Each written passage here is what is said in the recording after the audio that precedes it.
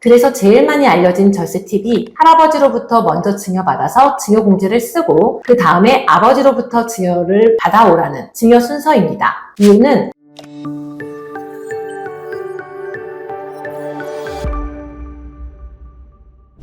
안녕하세요. 세무법인 하나 곽진주 세무사. 국세청에서 온 남자 국세남입니다. 가족 간에 증여를 하면 바로 증여세를 내는 게 아닙니다. 부부간은 6억, 성인 자녀에게는 5천만 원, 미성년 자녀에게는 2천만 원의 공제가 있다는 건 많이 들어보셨을 겁니다. 하지만 여유 있는 집안은 이미 가족 간에 몇 차례 증여를 하고 증여 공제는 진작에 다 써버린 경우가 많습니다. 증여 공제를 다 쓴 후부터는 증여세 신고할 때 각별히 주의가 더 필요한데요. 증여 공제를 쓸 수 있는 10년 주기가 되었는지도 따져봐야 하고 재차 증여를 해서 기존 증여와 합산되는지도 고려해야 합니다. 말만 들어도 머리가 아파지려고 하죠. 안 내도 될 세금을 더 낸다든지 잘못 판단해서 세금을 추징당하든지 하면 세금만큼 아까운 게 또 없습니다. 이번 시간에는 증여와 관련해서 헷갈리는 내용과 세금 추징을 피하기 위해 주의해야 될 점들을 알아보도록 하겠습니다. 통상적으로 사전에 증여를 해준다고 하면 부모 세대가 자녀에게 내려주는 것이 일반적인데요. 10년간 성인 자녀에게 5천만 원까지 증여 공제 가능하다는 것은 공식처럼 대부분 아십니다. 그런데 종종 아버지에게 5천을 증여받고 증여 공제를 다 썼는데 할아버지한테 또 증여받으면서 공제를 받을 수 있냐고 많이들 묻습니다. 어떤가요? 10년 주기가 중요한데요. 아버지에게 증여를 받아서 공제 5천만 원을 다 쓰고 증여받은 때부터 할아버지에게 10년 내 추가로 증여를 받으면 결론은 증여공제가 안 됩니다. 세법에서는 증여를 받는 수증자가 어느 그룹에서 증여받는지에 따라 10년 주기, 그룹별 공제액을 정해두고 있기 때문에 그렇습니다. 앞에서 언급했듯이 배우자에게 받으면 6억, 직계존속에서 받으면 5천만 원, 직계비속그룹에서 받은 것도 5천만 원, 기타 친족그룹에서 받은 것은 1천만 원, 이렇게 정해진 것입니다. 그룹별로 공제받는다 하면 그룹에 대한 정의를 잘 알아야 할 텐데요. 직계존속과 직계비속의 내용에 대해 설명 좀 해주시죠.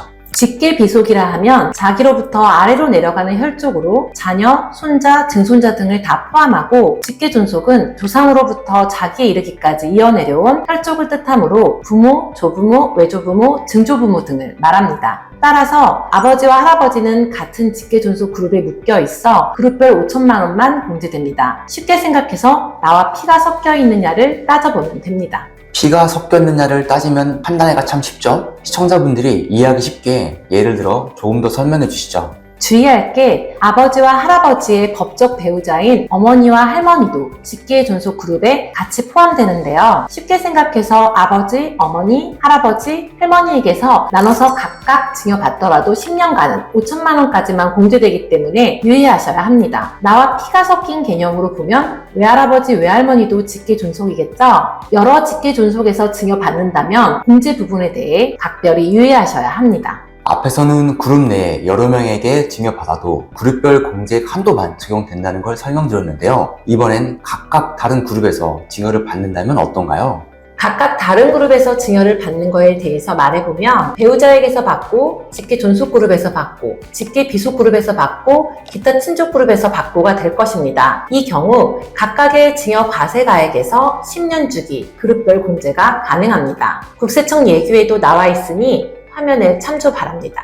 앞에서는 증여 공제에 대해 말씀을 드렸는데 이번엔 증여 합산 과세에 대해 설명드리려 합니다. 증여 합산 과세라는 말이 생소하시죠? 개념 설명 좀 부탁드리겠습니다. 상속 증여세법에서는 동일인으로부터 받은 재차 증여 재산의 합산 과세라 해서 증여일 전 10년 이내에 동일인으로부터 받은 증여가액의 합계가 1천만 원 이상인 경우 그 증여가액을 합산해서 증여세를 부과하도록 하고 있습니다. 재차 증여가 적용되면 종전 증여가액과 합산하여 증여세 과세가액이 늘어나고 구간마다 더 높은 누진세율이 적용되는데요.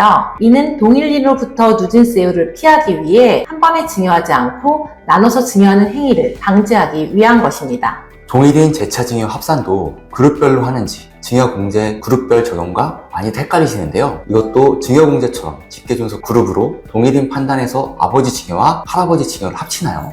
10년이라는 개념이 중복되니 위의 증여공제와 무척 헷갈리는 내용인데요. 적용은 완전히 다른 의미입니다. 앞에서 증여공제는 직계존속 그룹에 대한 공제액이 10년간 5천이다 라고 했는데 지차증여 합산과세는 그룹이 아니라 동일인으로부터 재차증여를 받아야 하기 때문에 아버지와 할아버지 각각에게 증여를 받았다면 합산되지 않습니다. 다만 주의할 것은 여기에도 직계존속에게 증여받았다면 배우자는 동일인에 포함됩니다. 따라서 아버지와 어머니에게 나눠서 증여받았다면 합산해서 증여 누진세율이 적용됩니다. 여러 직계존속에게 증여를 받을 때 순서를 어떻게 받느냐에 따라 증여 공제를 활용한 세금이 달라지는데요. 예시를 들어서 한번 설명 부탁드리겠습니다.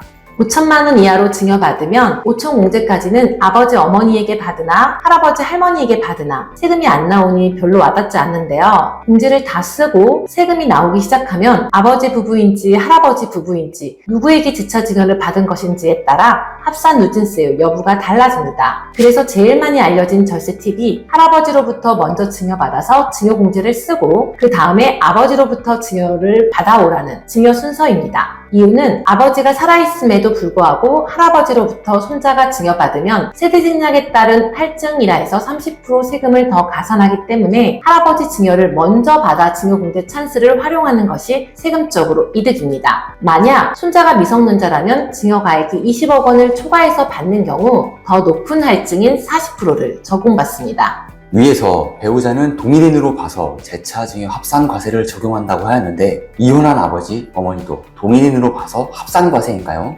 그렇지 않습니다. 아버지로부터 1억 원을 증여받고 이혼한 어머니로부터 1억 원을 증여받는 경우 합산하지 않고 각각 증여세액을 계산합니다. 이번엔 아버지, 어머니로부터 각각 증여받은 후 아버지 또는 어머니가 돌아가신 경우에도 동일인으로 봐서 합산과세인가요? 이 경우에도 동일인으로 보지 않습니다. 예를 들어 아버지가 돌아가시기 전인 2023년에 1억 원을 증여하시고 돌아가신 후에 2024년에 어머니가 1억 원을 또 증여했을 경우 2억에 대한 합산으로 계산하지 않고 각각 1억에 대해서만 계산합니다. 주의할 점은 아버지 증여 때 10년 내 5천만 원 증여공제가 다 적용되었다면 어머니 증여 땐 합산과세는 안 되더라도 공제할 금액은 없습니다. 올해 들어 새로 생긴 출산, 혼인, 증여재산 공제가 핫한데요. 어떤 내용인지 설명 좀 부탁드리겠습니다. 2024년부터 거주자가 직계존속으로부터 혼인일 전후 2년 내에 증여를 받는 경우는 위에서 언급한 일반 증여재산 공제 5천만 원과는 별개로 1억 원을 공제하는 걸 혼인증여재산 공제라고 합니다. 출산 증여재산 공제는 자녀의 출생일로부터 2년 내에 증여받는 경우에도 일반 공제와는 별개로 1억 원 공제가 가능한 것을 말하는데요. 혼인, 출산 각각 1억씩 적용되는 것은 아니고 두 사유 합쳐서 1억 원만 공제되는 것에 유의하셔야 합니다. 배우자의 출산, 혼인 공제까지 포함한다면 양가 부모님으로부터 각각 1억 5천만 원씩 공제가 가능하기 때문에 여건이 된다면 추가 공제 받을 수 있는 기회를 놓치지 않으시길 바랍니다.